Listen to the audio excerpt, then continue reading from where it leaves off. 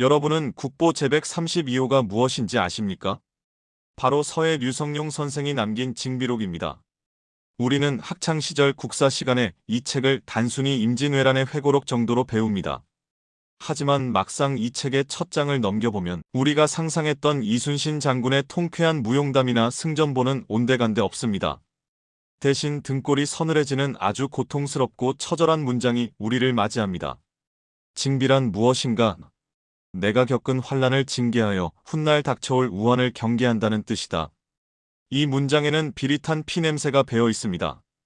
이것은 영웅의 자서전이 아닙니다. 전쟁이 끝난 후 모든 권력을 잃고 쫓겨나다시피 낙향한 늙은 재상이 다시는 내 조국에 이런 지옥이 반복되지 않기를 바라며 피를 토하는 심정으로 써내려간 국가 실패 보고서이자 참혹한 반성문입니다. 7년의 전쟁 동안 조선 강토는 잿더미가 되었고 인구는 반으로 줄었으며 백성들은 굶주림에 지쳐 서로를 잡아먹는 지경에 이르렀습니다.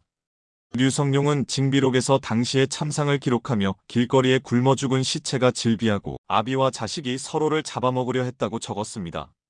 심지어 명나라 군대가 조선에 들어왔을 때 그들이 본 것은 지옥도 그 자체였습니다. 도대체 조선은 왜 그렇게 무력하게 무너졌을까요? 일본의 조총이 무서워서였을까요? 아니면 병력이 부족해서였을까요? 아닙니다. 징비록과 조선왕조실록은 전혀 다른 이야기를 하고 있습니다.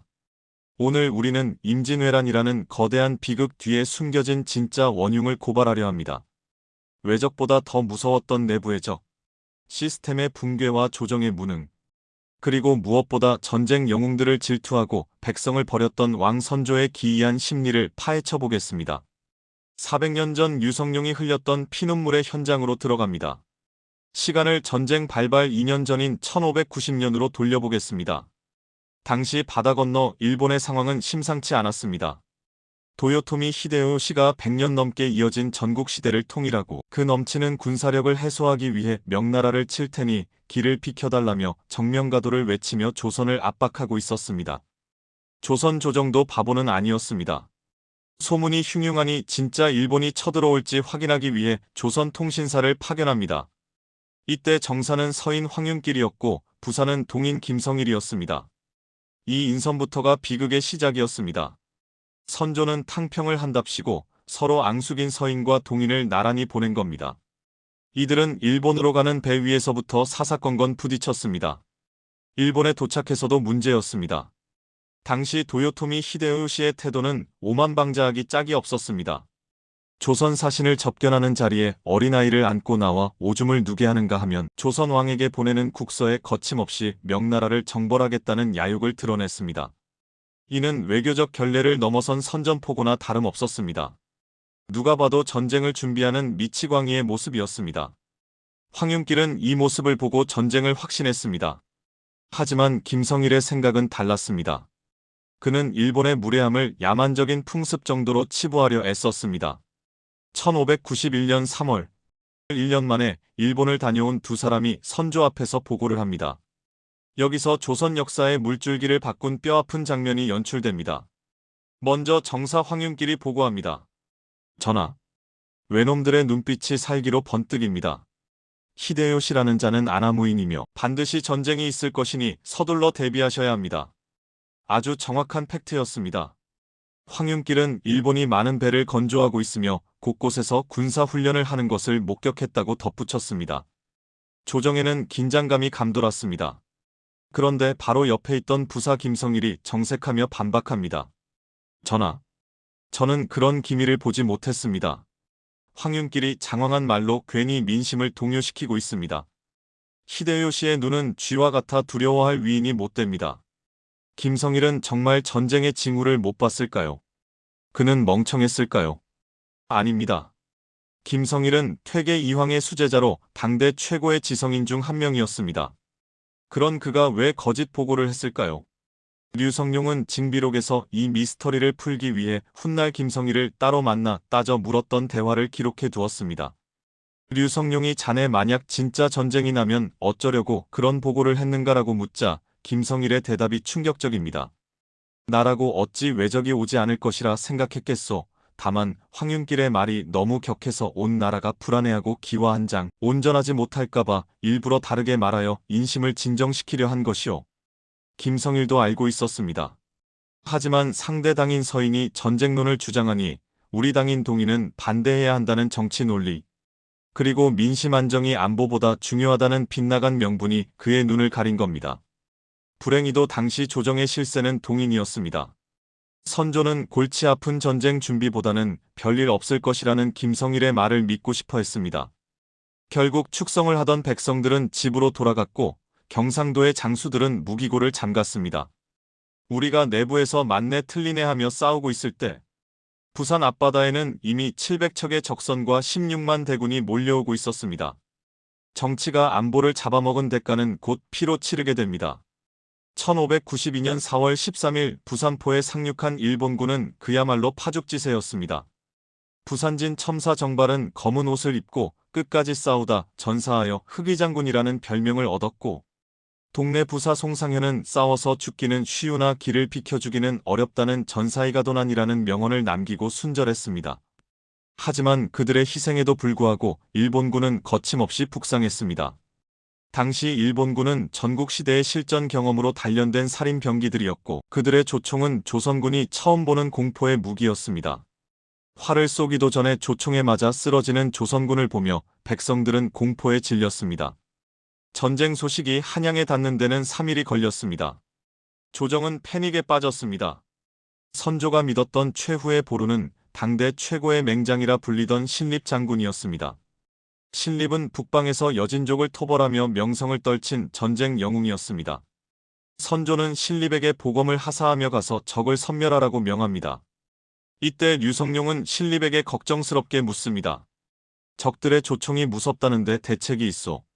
그러자 신립은 코웃음을 치며 이렇게 말합니다. 비록 조총이 있다 한들 어찌 쏘는 대로 다 맞겠소이까? 이것은 근거 없는 자신감이었습니다. 신립 장군이 충주에 도착했을 때 군사들은 훈련도 안 된 농민들이었고 겁에 질려 있었습니다. 신립은 결국 배수진을 칩니다. 충주 탕금대 뒤에는 남한강이 흐르고 앞에는 허허벌판이었습니다. 기병이 주특기였던 신립은 일본군을 평야에서 짓밟으려 했습니다. 조령이라는 험준한 산세를 이용해 매복하자는 부하 김여물의 간언도 무시했습니다. 신립은 아군의 퇴로를 차단하면 병사들이 죽기를 각오하고 싸울 것이라 믿었습니다. 하지만 그것은 오판이었습니다. 그날따라 비가 내려 논밭은 진흙탕이 되었고 말들은 제대로 달리지 못했습니다. 반면 일본군의 조총 부대는 3단으로 나뉘어 교대로 사격을 퍼부었습니다. 탕, 탕, 탕. 굉음과 함께 조선의 최정예 기병대는 접근조차 하지 못하고 추풍낙엽처럼 쓰러졌습니다. 신립 장군은 전세를 뒤집을 수 없음을 깨닫고 강물에 투신하여 자결합니다. 이 소식이 한양에 전해지자 도성 안의 분위기는 공포 그 자체였습니다. 이제 한양까지 막을 군대는 없습니다. 전쟁 발발 20일 만에 수도가 함락 위기에 놓인 겁니다. 이때 선조의 선택은 무엇이었을까요? 결사항전이나 도성사수가 아니었습니다. 바로 파천, 즉 피난이었습니다. 신하들은 전하, 종묘사직을 버리고 어디로 가시나이까? 왕이 도성을 버리면 민심이 무너집니다라며 뜯어말렸습니다. 종묘와 사직은 조선이라는 국가의 상징이었습니다. 이것을 버린다는 것은 나라를 포기하는 것과 같았습니다. 하지만 선조의 논리는 확고했습니다. 내가 잡히면 나라도 망한다. 명나라로 가서 구원병을 요청하겠다. 심지어 선조는 요동으로 건너가 명나라의 내지인 요동에 귀부하겠다는 뜻을 비치기도 했습니다. 이는 사실상 나라를 버리고 망명하겠다는 뜻이나 다름없었습니다. 신하들은 통곡하며 반대했지만 선조의 고집을 꺾을 수는 없었습니다. 1592년 4월 30일 새벽, 비가 억수같이 쏟아지던 날 선조는 100명 남짓한 수행원만 데리고 도둑처럼 궁을 빠져나갑니다. 선조 수정실록은 이 장면을 충격적으로 묘사합니다. 백성들이 길을 막고 왕의 가마에 돌을 던지며 울부짖었습니다. 나라님께서 우리를 버리고 가시면 우리는 누굴 믿고 삽니까? 왕의 행렬이 돈이문을 나서자마자 뒤에서는 시뻘건 불길이 치솟았습니다. 경복궁, 창덕궁, 창경궁 등 조선의 궁궐들이 불타고 있었습니다. 흔히 일본군이 태웠다고 알려져 있지만 징비록과 당시 기록들은 다른 가능성을 제시합니다. 일본군이 한양에 들어오기도 전에 분노한 백성들이 불을 질렀다는 것입니다. 특히 가장 먼저 불탄 곳은 장혜원과 형조였습니다. 바로 노비 문서와 형벌 기록이 보관된 곳이었죠. 왕도 나라를 버렸는데 우리가 왜 노비로 살아야 하냐는 울분이었습니다. 이것은 단순한 화제가 아니었습니다. 국가 시스템에 대한 신뢰가 잿더미가 된 사건이었습니다. 피난길은 생지옥이었습니다. 벽제관을 지날 때 왕과 왕비는 비를 쫄딱 맞았고 끼니를 거르기 일쑤였습니다. 어느 날은 먹을 것이 없어 며칠을 굶다가 한 백성이 올린 거친 밥상을 받고 눈물을 흘리며 먹었다는 기록도 있습니다. 개성에 도착했을 때는 백성들이 왕의 행렬을 향해 진흙을 던지며 욕설을 퍼부었다는 기록도 있습니다. 임진강에 도착했을 때는 밤이 깊어 칠흑같이 어두웠습니다. 강을 건너야 하는데 배가 보이지 않자 선조 측은 강가에 있던 공회정이라는 정자에 불을 지릅니다. 그 화려했던 정자가 타오르는 불빛을 조명 삼아 왕은 강을 건넜습니다. 자기 살 길을 찾기 위해 나라의 건물을 태우는 왕. 강 건너편에서 그 불타는 정자를 바라보던 백성들의 심정은 어땠을까요? 조선의 국왕이 자기 백성을 버리고 야반도주하는 이 모습은 이후 조선 사회를 지탱하던 충효 사상에 씻을 수 없는 상처를 남기게 됩니다. 이렇게 도망친 선조의 마음속에 자라난 감정은 부끄러움이 아니었습니다. 바로 두려움과 질투였습니다. 백성들이 나를 미워한다. 신하들도 나를 무시한다. 내 왕권이 위험하다. 선조는 반개 출신이라는 콤플렉스가 심했던 왕입니다. 정통성이 약하다는 생각에 평생 시달렸죠. 전쟁 중에 자신의 권위가 땅에 떨어지자 그는 미친 듯이 왕권을 방어하기 시작합니다. 그 방법은 바로 잘난 놈 짓밟기였습니다. 자신은 도망친 비겁한 군주인데 곳곳에서 의병장과 이순신 같은 영웅들이 등장합니다. 백성들은 그들을 구세주라 부르며 따릅니다. 여기서 선조의 비틀린 질투심이 폭발합니다. 가장 대표적인 희생양이 바로 성웅 이순신입니다. 이순신이 옥포와 한산도에서 연전연승하며 백성들의 영웅으로 떠오르자 선조는 안도감 대신 위기감을 느낍니다. 선조실록에는 믿기 힘든 왕의 발언들이 기록되어 있습니다. 1597년 정유재란 직전 일본의 이중간첩 요시라의 계략에 빠져 이순신이 출정을 머뭇거리자 선조는 기다렸다는 듯이 폭발합니다. 이순신은 임금을 무시하는 마음이 있다. 가슴이 서늘하다. 그는 용서할 수 없는 자다. 반드시 잡아와서 국문해야 한다. 적장에게 할 법한 말을 자국의 최고 사령관에게 퍼붓습니다. 당시 조정 대신들 중 정탁과 류성룡을 제외하고는 모두 이순신을 죽여야 한다고 입을 모았습니다. 왕의 눈치를 본 것입니다. 결국 이순신은 한양으로 압송되어 죽기 직전까지 고문을 당합니다. 압스령이라는 고문은 무릎에 무거운 돌을 올려 뼈를 으스러뜨리는 형벌입니다. 쉰이 넘은 노장 이순신은 이 고통을 견뎌내며 무슨 생각을 했을까요? 선조는 이순신을 죽이려 했지만 류성룡과 정탁 같은 신하들이 목숨 걸고 말려서 겨우 백의종군을 명합니다. 여러분이 아시는 이순신의 백의종군은 일본군 때문이 아니라 못난 왕의 질투가 만든 비극이었습니다. 그리고 그 자리에 선조가 총애하던 원균을 앉혔습니다. 원균은 선조의 기대에 부응하듯 무리하게 출정했다가 칠천량 해전에서 조선 수군을 전멸시킵니다. 12척의 배만 남기고 말이죠. 이 소식을 들은 선조는 그제야 후회했을까요? 아닙니다. 선조는 끝까지 원균을 감싸며 패전의 책임을 다른 곳으로 돌리려 했습니다. 이순신만 당한 게 아닙니다. 의병장 김덕령의 죽음은 더욱 비참합니다. 김덕령은 호랑이를 맨손으로 때려잡는다는 소문이 날 정도로 용맹한 의병장이었습니다.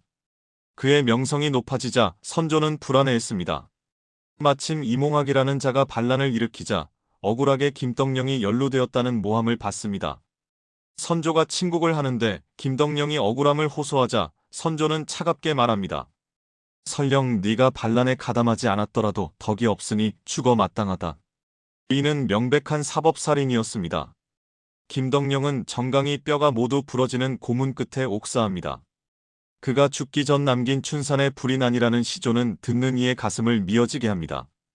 이를 본 홍위 장군 곽재우는 전쟁이 끝나자마자 나는 쌀 익혀먹는 법도 있겠다며 산속으로 숨어버립니다. 솔잎만 먹으며 신선처럼 살았다고 하죠. 너무 튀면 죽는다는 걸 깨달은 처절한 생존 본능이었습니다. 전쟁 중에도 선조는 무려 15번이나 선의 소동을 벌입니다. 나 왕 안에 광해군에게 물려줄 거야라고 선언하는 것이죠. 이 말을 들은 신하들은 업무를 다 멈추고 뜰 아래 엎드려 머리를 찌우며 전하 통촉하여 주시옵소서 죽여주시옵소서를 외쳐야 했습니다. 전선에서는 장수들이 피를 흘리며 싸우는데 조정에서는 왕의 기분을 맞춰주느라 국력이 낭비되었습니다. 이것은 선조가 신하들의 충성심을 테스트하고 전쟁 영웅으로 떠오른 아들 광해군을 견제하기 위한 고도의 그리고 아주 치졸한 정치쇼였습니다. 왕의 자리를 무기로 신하들을 가스라이팅한 것입니다. 1598년 도요토미 히데요시가 죽고 일본군이 철수하면서 7년 전쟁은 끝났습니다. 하지만 비극은 끝나지 않았습니다. 전쟁 후 공을 따져 상을 주는 논공행상 결과를 보면 한숨이 절로 나옵니다. 목숨 걸고 싸운 이순신과 권율 등 군사적功을 세운 신하인 선무공신은 단 18명이었습니다. 그나마 이순신, 권율, 원균 세 사람만 1등 공신이었습니다. 그렇다면 선조의 피난길에 말고삐를 잡고 밥상을 차렸던 내시와 관리들인 호성공신은 몇 명이었을까요? 무려 86명이었습니다. 싸운 사람보다 도망갈 때 도와준 사람이 더 큰 상을 받는 나라가 된 것입니다. 심지어 선조는 내시들에게 높은 벼슬을 내려주어 사간원의 반발을 사기도 했습니다. 선조는 전쟁의 승리를 어떻게 정의했을까요? 실록에 기록된 그의 망언은 충격적입니다. 이번 외란을 평정한 것은 오직 명나라 군대의 힘이다. 우리 장수들은 한 일이 없다. 이순신은 그저 명나라 장수들이 시키는 대로 했을 뿐이다. 자신의 무능을 감추기 위해 신하들과 백성의 피땀 어린 노력을 전면 부정해버린 겁니다. 조선의 왕이 내린 전쟁의 결론은 자기 합리화였습니다. 이는 단순한 겸손이 아니었습니다. 명나라의 은혜를 강조함으로써 자신의 권위를 명나라로부터 빌려오려는 정치적 계산이 깔려 있었습니다. 제조지은, 즉 명나라가 우리를 다시 만들어 주었다는 논리를 내세워 의병장들과 이순신의 공을 지워버린 것입니다. 백성들이 이순신을 칭송하자 그 공을 깎아내려야만 자신의 초라한 모습이 감추어진다고 믿었던 것입니다. 전쟁을 이끌었던 영의정 류성룡조차 북인들의 공격을 받고 삭탈관직 당합니다. 전쟁 내내 병참을 담당하고 민심을 수습하며 이순신을 천거했던 그였지만 전쟁이 끝나자마자 토사구팽 당한 것입니다. 고향 안동 하회마을로 돌아온 늙은 재상 류성룡은 초가집에서 조용히 붓을 듭니다. 몸은 병들었고 마음은 무거웠지만 그는 멈출 수 없었습니다. 류성룡은 당시 상황을 회상하며 내가 이 치욕스러운 기록을 남기지 않으면 훗날 내 후손들이 똑같은 고통을 당할 것이다라고 생각했습니다. 그렇게 탄생한 것이 바로 징비록입니다. 류성룡은 책 속에서 자신의 실수와 조정의 무능, 그리고 선조의 비겁함을 가감없이 아주 적나라하게 적었습니다.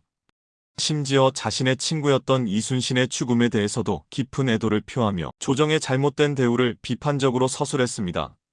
부끄러움을 무릅쓰고 진실을 남긴 것입니다. 하지만 역사에는 참으로 얄궂은 아이러니가 있습니다. 류성룡이 피로 쓴 이 경고장인 징비록을 정작 조선 조정은 외면했습니다. 국가의 부끄러운 치부를 드러냈다는 이유로 금서 취급을 받기도 했죠.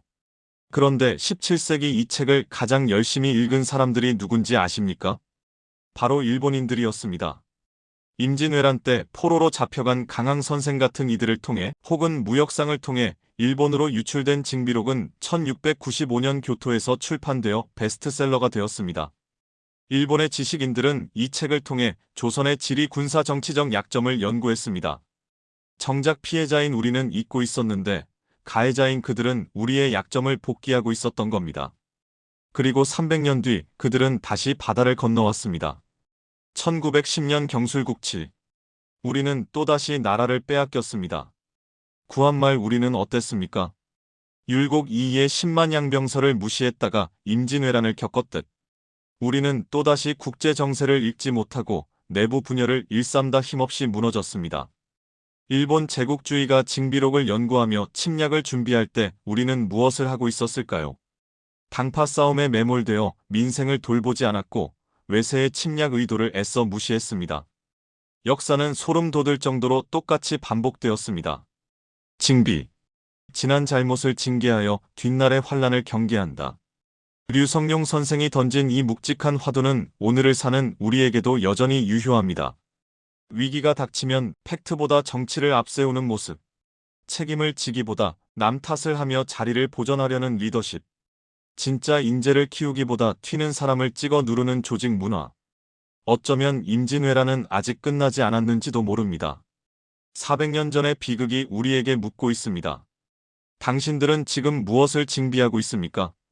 만약 내일 다시 위기가 닥친다면 우리는 또다시 서로를 탓하며 도망치는 리더를 보게 될까요? 아니면 역사를 기억하고 당당히 맞서는 모습을 보게 될까요? 대답은 오직 우리의 몫으로 남았습니다.